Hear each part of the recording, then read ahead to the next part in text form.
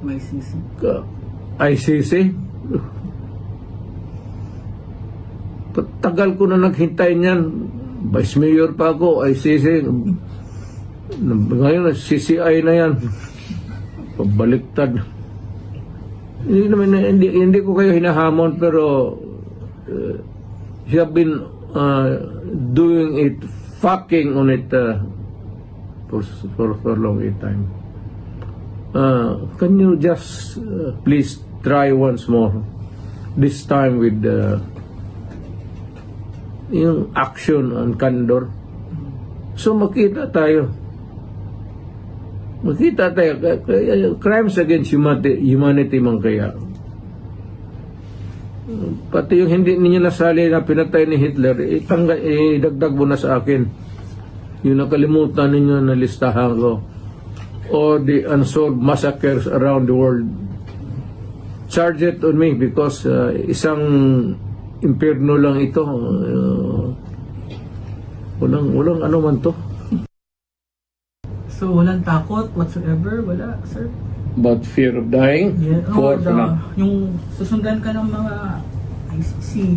May 7,000 na daw po na mga polis na ka-deploy sa Davao, sir. Kakahiya naman niya. Pakisabi naman sa kanila na dagdagan nila ng few more mag-recruit sila sa probinsya.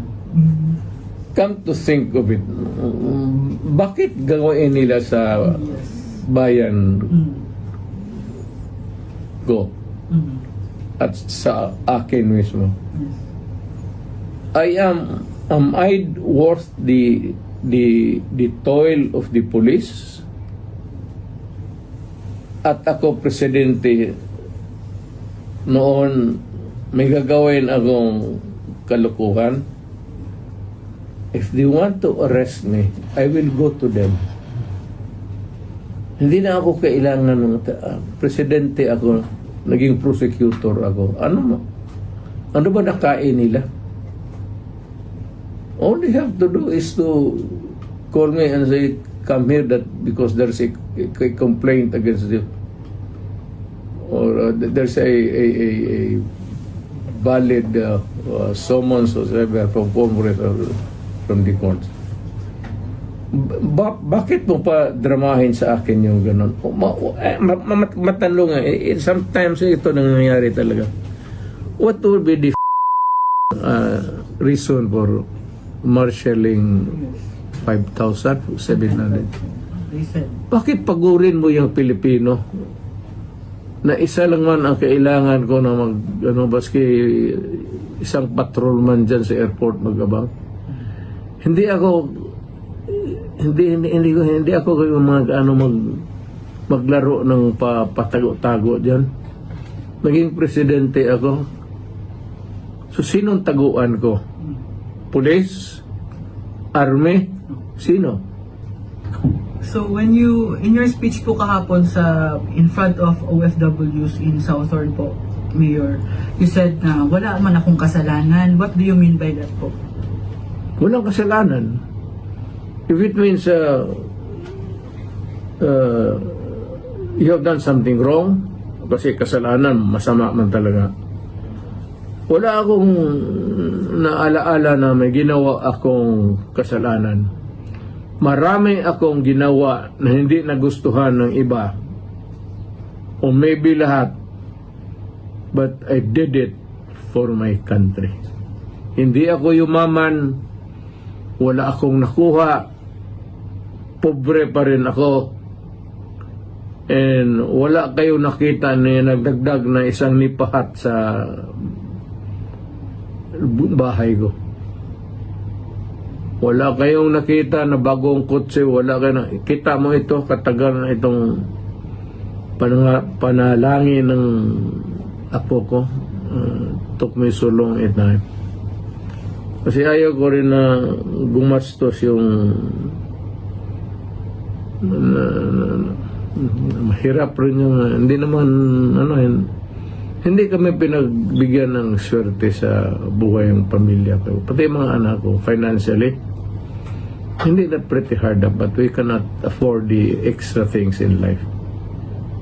kung hindi ako mapasok, hindi talaga ito makakita ng Disneyland itong daughter ko. Tagal niyang hinihingi yan sa tatay pati nanay, sabi lang bukas. At tanong-tanong ako, prangka-prangka, hindi naman sabihin daw na wala silang pera, meron, pero it's not the right time to be spending. Okay. So maniwala ako kasi kayong taga Davao, kilala naman ninyo kami, ako mismo. Okay, part of... Alam ninyo yan. Okay po. Whether or not mag-succeed o mag-fail yung destiny will be part of your destiny in life. Yes, Mayor. Fourth question po. Part of your going to the rally, pag mag-endorse po kayo ng PDP laban candidates po, is tulungan natin yung mga 9 candidates para po ma-prevent impeachment ng daughter po ninyo sa BP Sara. Ano po assurance natin ito? No, it's not that. Alam mo, ano yan whether or not mag-succeed o mag-fail yung destiny will be part of your destiny in life. Kanyang swerte yan. Naniniwala talaga ako dyan.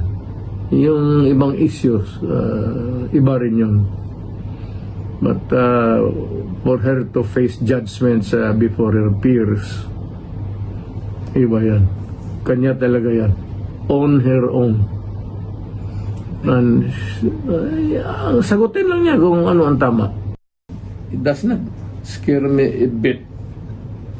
Hindi naman ako magpasalamat, pero kaligaya ko na lang magpahinga na. Am I worth the toil of the police? At ako presidente noon, may gagawin akong kalukuhan. If they want to arrest me, I will go to them. No apprehensions whatsoever sa mga naririnig niyo po sa balita, Mayor, na may arrest warrant? Hindi po kayo na babother nito? I'm old for that, actually. Even if you kill me now, totoo talaga, truly, it does not scare me a bit. Hindi naman ako magpasalamat, pero kaligaya ko na lang magpahinga na. So, walang takot whatsoever? Wala, sir? But fear of dying? Yeah. Yung susundan ka ng mga ICC. May 7,000 na daw po na mga pulis na ka-deploy sa Davao, sir. Kakahiya naman niya. Pakisabi naman sa kanila na dagdagan nila ng few more mag-recruit sila sa probinsya. Come to think of it, bakit gawin nila sa bayan ko at sa akin mismo? Am I worth the toil of the police? At ako presidente noon, may gagawin akong kalukuhan. If they want to arrest me, I will go to them. Hindi na ako kailangan ng presidente ako, naging prosecutor ako. Ano ba nakain nila? All they have to do is to call me and say, come here that because there's a complaint against you.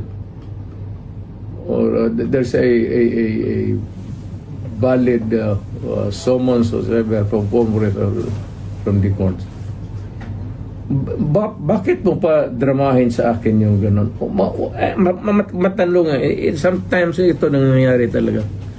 What would be the reason for marshalling 5,700?